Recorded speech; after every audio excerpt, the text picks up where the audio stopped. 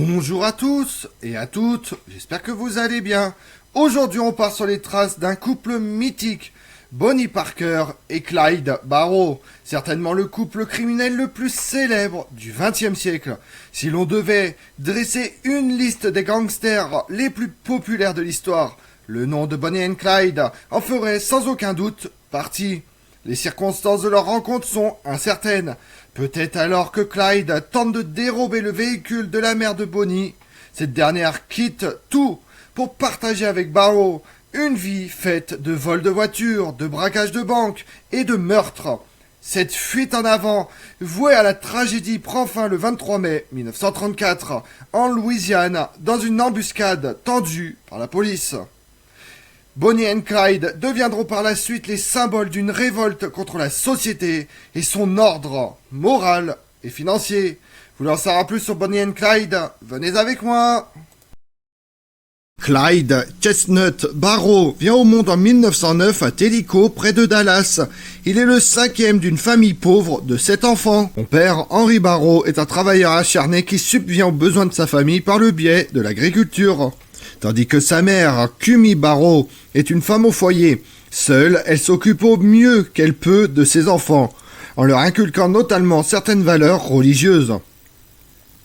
Le jeune Clyde Barrow apprécie d'ailleurs particulièrement se rendre à l'église, au plus grand plaisir de sa mère, ce qui n'est pas le cas de l'école, qui ne l'intéresse pas. Il préfère généralement jouer avec des armes à feu, factices ou réelles. Dès l'âge de 15 ans, le jeune Clyde décide de quitter la campagne pour rejoindre son frère Buck à Dallas.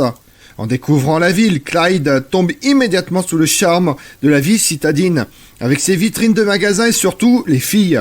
Clyde a l'ambition de travailler dur pour obtenir les choses qu'il désire ardemment. Toujours scolarisé à cet instant, il décide d'abandonner l'école pour entrer définitivement dans la vie active. Une fois plongé dans le monde du travail, Clyde déchante rapidement. Il comprend qu'il n'est pas fait pour recevoir les ordres d'un patron. De plus, son salaire ne lui permet pas finalement de s'acheter les belles choses qu'il convoite depuis toujours. Son rêve de richesse semble alors s'éloigner. En voyant la vie pénible et misérable de son père, Clyde ne peut s'empêcher d'entrevoir un futur laborieux. Chose qu'il veut éviter à tout prix. Ayant une forte envie de contrôler son avenir, il refuse de suivre le même chemin et choisit de prendre la voie du hors-la-loi. S'inspirant de certains jeunes de Dallas accoutumés à de petits larcins, Clyde effectue ses premiers vols. Il commence ainsi par voler des poulets, puis en vient très vite au plus gros, des voitures, un type de vol qui deviendra sa spécialité. À seulement 17 ans, Clyde entre dans les fichiers de police, obtenant son premier dossier officiel d'arrestation. Cela ne le freine pas pour autant. Le vol de voiture est une activité qui lui rapporte gros et qui plus est de façon rapide.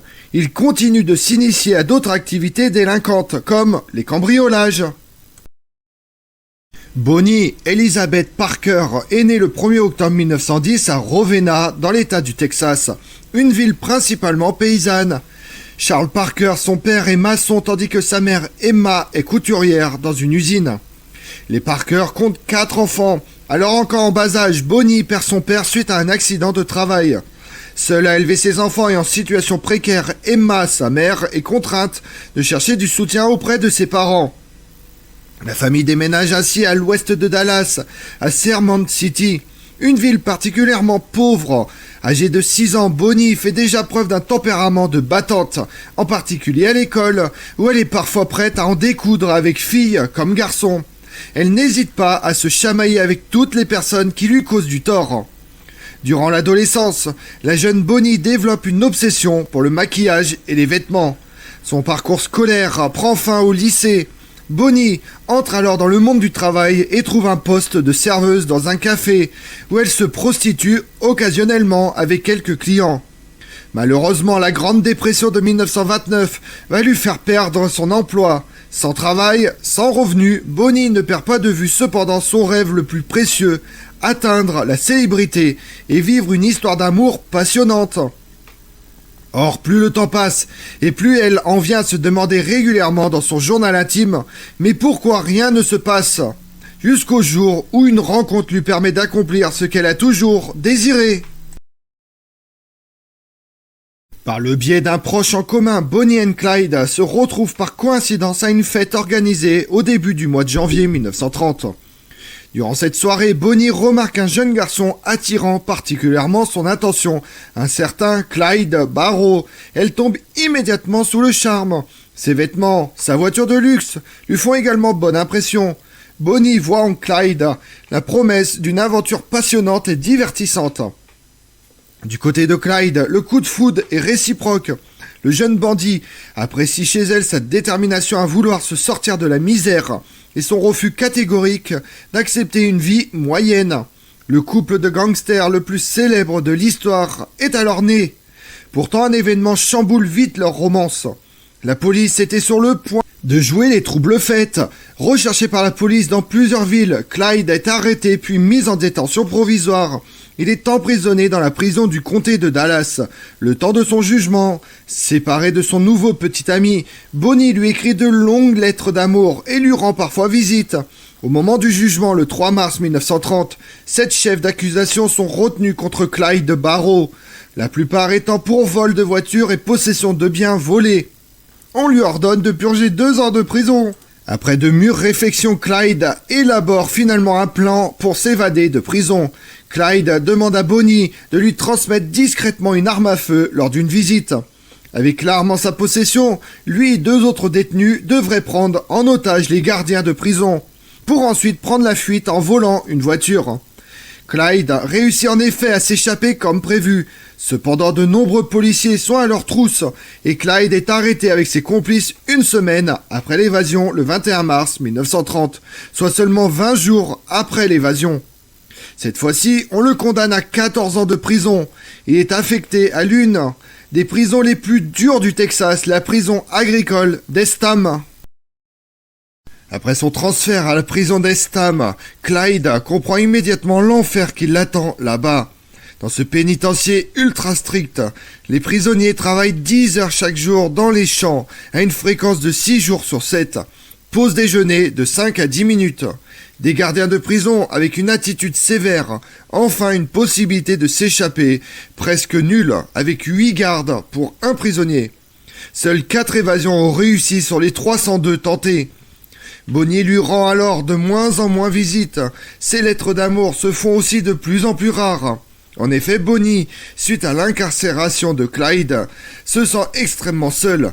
L'excitation du début de leur relation était déjà bien loin. Voilà presque 2 ans maintenant que Clyde Barrow purge sa peine. Il trouve alors une solution. Cette dernière requiert que Clyde se mutile les mains ou les pieds dans la but d'être transféré à l'hôpital de la prison où les prisonniers jugés invalides sont généralement libérés. Clyde choisit donc de se couper le gros orteil ainsi qu'une partie du second à la hache. Désormais boiteux pour le restant de ses jours, il réussit à se faire transférer. N'étant pas au courant de son état de santé, sa mère de son côté prend l'initiative de faire appel et réussit dès lors à le faire sortir de prison. Clyde échappe ainsi à la prison d'Estam avec un sacrifice qu'il aura effectué en vain. Clyde peut enfin retourner à Dallas où un avenir incertain l'attend. Pendant que Clyde séjournait en prison, Bonnie en profite pour trouver un nouveau travail et un nouveau petit copain. Avec lui, Bonnie n'a pas la possibilité de rêver comme elle pouvait le faire avec Clyde. Lorsque ce dernier sonne à sa porte après tant de temps passé en prison, elle se remet immédiatement avec lui. Sans Clyde, sa vie était devenue somme toute banale. Maintenant qu'il était de nouveau à ses côtés, elle pouvait de nouveau s'autoriser à rêver. À partir de cet instant, leur histoire d'amour n'allait plus jamais s'arrêter. De retour à la vie normale, Clyde, sans emploi, veut économiser de l'argent dans le but d'ouvrir son propre garage automobile. Mais pour cela, il doit trouver un travail. En février 1932, il se rend donc à Dallas pour rechercher activement un emploi. Plusieurs entreprises vont alors l'embaucher, mais le licencient aussitôt, à cause de harcèlement incessant de la part des policiers qui ne veulent pas de lui dans la ville. Il fait savoir à ses parents qu'il ne veut plus jamais travailler. Son destin à cet instant prend une tournure définitive. Clyde décide de faire du crime son métier en formant ainsi son premier gang, le gang Barrow, comptant notamment Ralph Foots, un ancien codétenu, Raymond Hamilton, un de ses amis d'enfance, et sa petite amie Bonnie Parker. Le couple voit la vie criminelle comme une aventure. Pour Clyde, c'est l'occasion d'avoir enfin le contrôle sur sa vie. Quant à Bonnie, c'est une chance de vivre enfin l'aventure qu'elle a toujours rêvée. Conscient des conséquences dramatiques et inévitables qu'un tel train de vie peut engendrer, Bonnie et Clyde s'en vont dès lors écrire leur fameuse histoire. Les premières semaines du gang Barrow sont pour le moins calamiteuses, notamment en raison de mauvaises prises de décision et un lot de malchance. La bande de hors-la-loi commence leur série de vols dans des boutiques et stations essence du coin. L'un d'eux a alors lieu dans la petite ville de Kaufman au soir du 19 avril 1932. Les hommes de Clyde s'apprêtent à cambrioler une quincaillerie pour voler des armes à feu. Mais ayant été repérés par un garde de nuit, une fusillade éclate de sitôt, forçant les bandits à prendre la fuite en voiture. Poursuivis par la police et les habitants de Kaufman, les gangsters sont dès lors contraints d'abandonner leur véhicule coincé dans la boue et prendre la fuite à pied. Fultz s'est fait tirer dans le bras et le reste du groupe est en proie aux coups de feu. Ce qui fait craindre à Clyde sur le possible sort de Bonnie et qu'elle se fasse tirer dessus. Il lui ordonne de se rendre et prétexter un kidnapping. Quant à Clyde et Hamilton, ils réussissent à s'échapper un temps. Bonnie, désormais prisonnière avec Fultz, voit donc son histoire d'amour avec Clyde prendre fin. Pendant son séjour en prison, Clyde continue les vols à main armée avec d'autres gangsters. Il franchit d'ailleurs à cette période un point de non-retour en participant à un cambriolage meurtrier. Ce dernier se déroule à Hillsborough le 30 avril 1932. Clyde, dans le rôle de chauffeur, attend patiemment que ses associés braquent la bijouterie Butcher. Lors de ce braquage, des coups de feu retentissent. Ses acolytes, avec un butin plutôt maigre, avaient tué le propriétaire du magasin. Identifié plus tard par la femme de la victime comme un des tueurs, Clyde Barrow devient coupable. De son côté, Bonnie est libéré de prison quelques mois après le cambriolage raté de Kaufman. Clyde, à présent recherché par toute la police du Texas, est accusé pour la première fois du crime de meurtre. Le 5 août 1932, alors qu'il se rend à un bal de country avec son acolyte Raymond Hamilton, Clyde Barrow est repéré par des policiers. Les deux gangsters ouvrent le feu, tuant un officier de police et blessant un autre gravement. Jusque-là plutôt mise à l'écart dans le clan, Bonnie commence petit à petit à s'affirmer en tant que membre de gang à part entière. Elle conseille notamment Clyde et Hamilton de se diriger vers le Nouveau-Mexique pour fuir les autorités. Toutefois, leur périple là-bas ne dure pas longtemps. Ils sont vite repérés, ce qui les contraint à retourner à Dallas où ils se cachent dans une ferme abandonnée. Dans leur cache, Raymond veut quitter le gang, n'appréciant pas Clyde et cherchant à fréquenter des braqueurs de banque plus professionnels et confirmés. Il décide de se séparer du groupe. Le gang Barrow ne contient désormais plus que Bonnie et Clyde. Les deux gangsters sont alors dans l'obligation de trouver du soutien s'ils veulent espérer faire de gros casses. Ce renfort, ils le trouvent dans un ami du frère de Clyde en la personne de William Daniel Jones. Très admiratif du couple, de plus en plus médiatisé dans les journaux. Âgé seulement de 16 ans, il demande à rejoindre le gang. Dans un second temps, le gang enrôle deux autres recrues, Buck Barrow, le grand frère de Clyde, et sa femme Blanche Barrow. Cet enrôlement qui va se faire d'une manière plutôt inattendue. Voyant Clyde tomber dans la délinquance, Buck, son grand frère, souhaite à tout prix le convaincre d'arrêter. Il pense en effet que si Clyde se rend maintenant aux autorités, le jury aurait plus de chances d'être clément avec lui. Pour le persuader, il rejoint donc le gang. Buck, en suivant son frère pendant sa cavale, va tenter de l'inciter à mettre un terme à sa vie de fugitif. Clyde, étant déterminé à ne plus jamais retourner à la prison d'Estham, lui dit vouloir préférer la mort à la captivité. Mais Buck persiste et garde espoir. Cependant, un incident va les contraindre, lui et sa femme, à rejoindre le groupe pour de bon. L'événement a lieu dans la ville de Joplin, où Clyde et sa bande se cachent dans un garage où les gangsters en profitent pour se reposer et braquer quelques boutiques. Leur présence attire toutefois l'attention du voisinage. Les bandits ne se rendent pas compte que la police les surveille. Les malfrats poursuivent tranquillement leur train de vie. Buck et Blanche Barrow, toujours aux côtés des bandits, vont être alors pris au piège. Le 13 avril 1933 au matin, les forces de l'ordre mènent un raid contre les gangsters. Aussitôt une fusillade éclate, les frères Barrow et Jones ouvrent le feu, tuant immédiatement 2 agents de police. Étant mal armés, les policiers parviennent cependant à toucher Jones à l'abdomen. Pris de court, les gangsters arrivent quand même à prendre la fuite, mais laissent toutefois derrière eux de multiples affaires, incluant des documents au nom de Buck et Blanche Barrow, de nombreuses armes à feu, un poème écrit par Bonnie et une caméra avec plusieurs rouleaux de films non développés. La police, en voyant leur nom apparaître dans les documents laissés dans la cachette, identifie Buck et sa femme comme des membres à part entière du gang Barrow. Jusque-là miraculés, Bonnie et Clyde s'en sont toujours tirés pour 2 raisons. La première est que le couple criminel jusqu'ici ne fait pas l'objet d'une poursuite organisée. Aucune coopération n'existait entre les autorités des États à ce moment-là, ce qui rendait leur traque plus difficile. La deuxième s'explique par le manque d'équipement des policiers au moment de rencontrer la bande de Bonnie et Clyde, ce qui donnait aux bandits un avantage, mais tout cela allait changer. Le 18 juillet 1933 à Platte City, de passage dans un motel de la ville, Clyde et sa bande s'y rendent pour se reposer quelque temps. Les fugitifs réservent là-bas une chambre pour 3 personnes, bien qu'ils soient 5.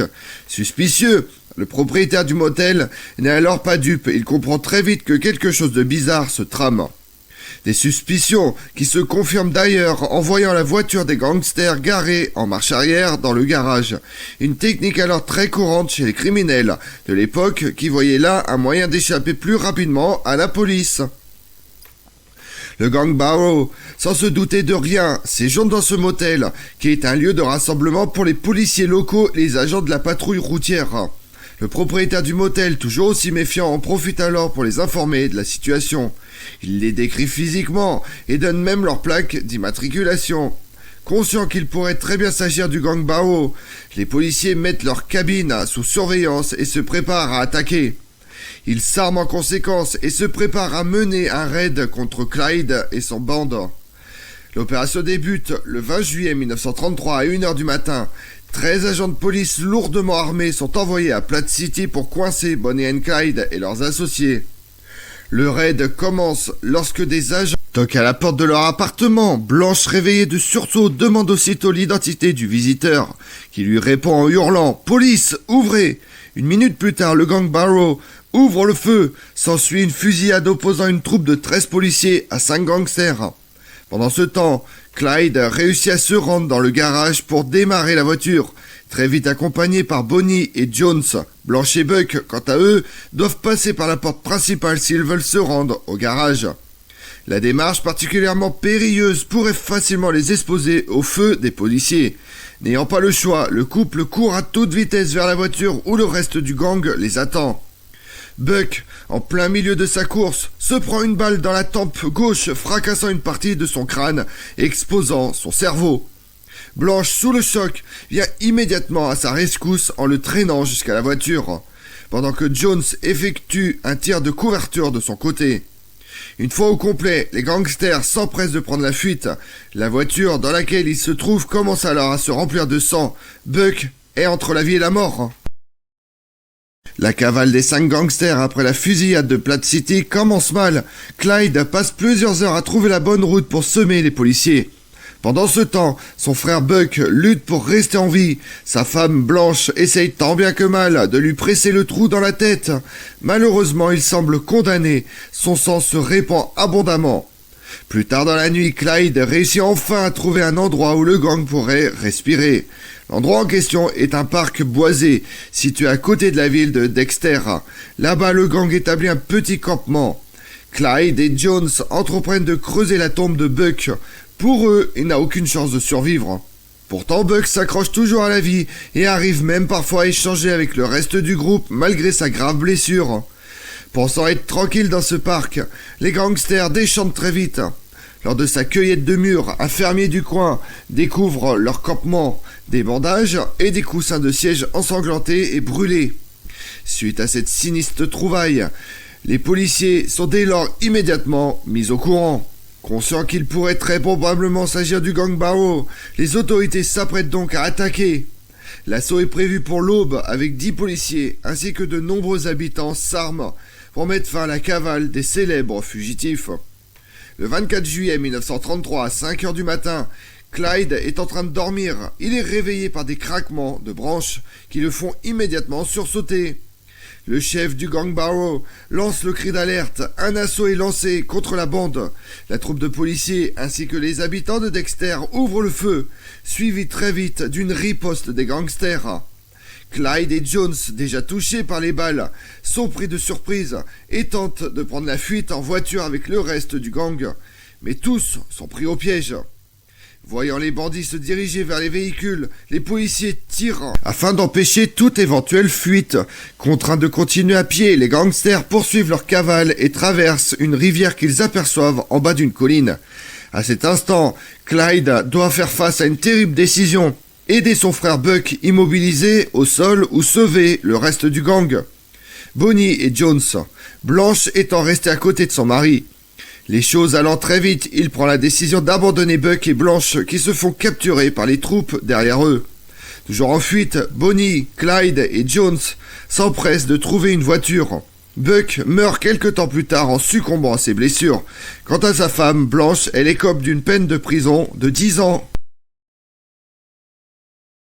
Pendant les 6 semaines qui suivent, le gang Barrow continue de commettre quelques vols à main armée et Bonnie et Clyde continuent leur route à deux. Toujours en cavale, ils vont bientôt être la cible d'un officier de police redoutable, le Texas Rangers Frank Hammer. Dépêché par la prison texane, il a pour mission de traquer Bonnie et Clyde, morts ou vifs.